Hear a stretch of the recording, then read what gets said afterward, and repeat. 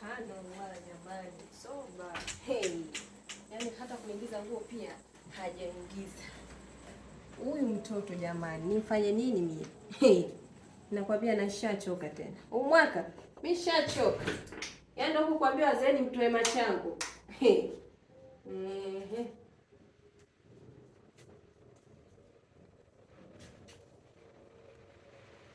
Wewe nini? Wewe kilichokulaza hapa sasa hivi kitu gani? Kwani mama sio Kilichokulaza hapa sasa hivi kitu gani? Jibu swali. Asa nifanyaje? Ufanyeje? Hujui cha kufanya, mtoto kiko hujui cha kufanya. Hivi mwanamke gani hujui cha kufanya saa hizi? Mavemo kule jikoni yamejaziana, hujanipikia hata mpaka saa hizi, nahitaji kunywa vijuisi ndio naweza kufuturu. Umelala hapa. Hivi kazi yako nini huko ndani?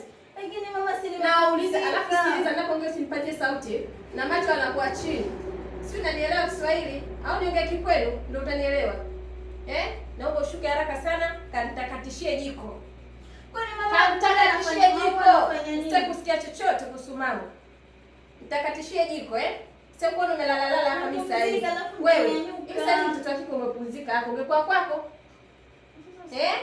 Au unafanya hivyo kisa hapa ni kwangu mie sio kwako?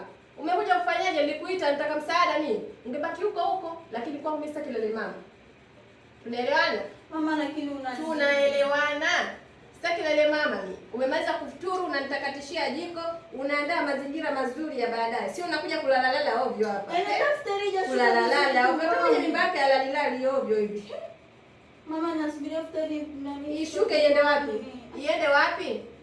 Haya, miguu chini jikoni. Nataka ngoja kwa mguu si mguu pili jikoni. Kusikia sauti yako kwanza unakera mimi nakereketa. Chini.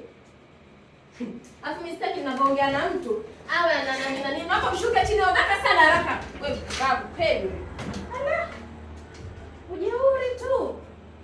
Yaani mtoto mdogo saizi kazi kidogo tu zile unachoka unaanza kuja kulala. Nitakuja kukuzibua wewe. Yaani tena wewe. Ni sura ile kama nataka